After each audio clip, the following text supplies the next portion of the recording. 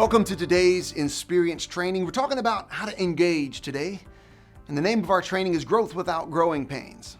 Now, two of my sons are in that blissful season where I might be greeted in the middle of the night with a scream, only to walk in and find them writhing on the floor and clutching at the back of their leg.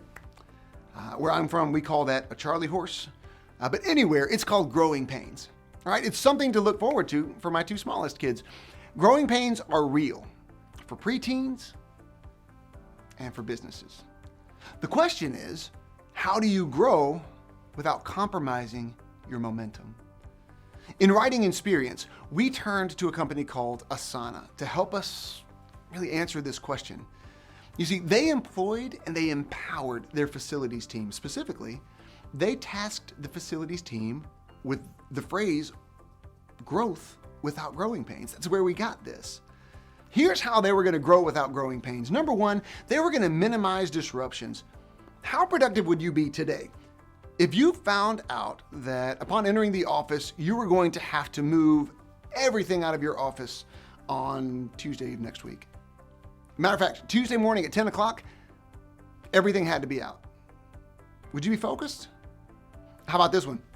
Instead of having to move your office, what if you found out that there was going to be a 6-week construction project that was going to start tomorrow and it would take place right next door?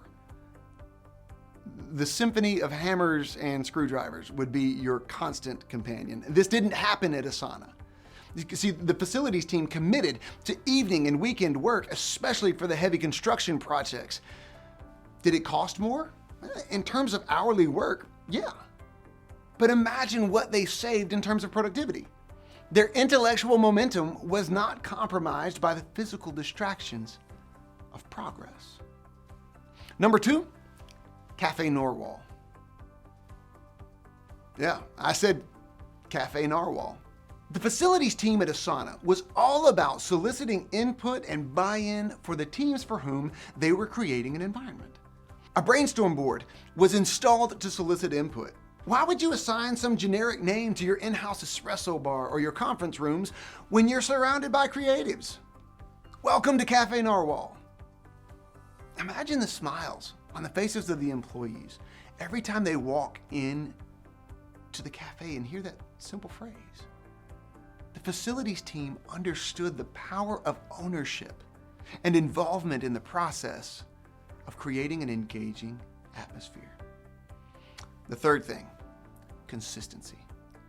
Anywhere in the world you happen to be that is owned and run by Asana looks and feels like Asana.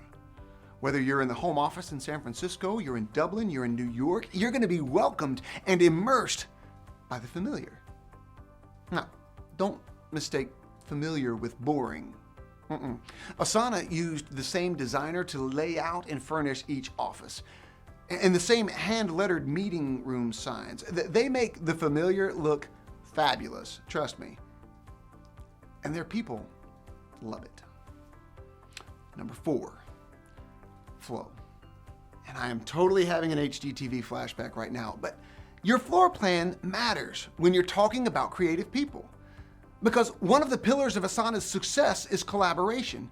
They built into each office space what they call soft areas with couches and tables and board games.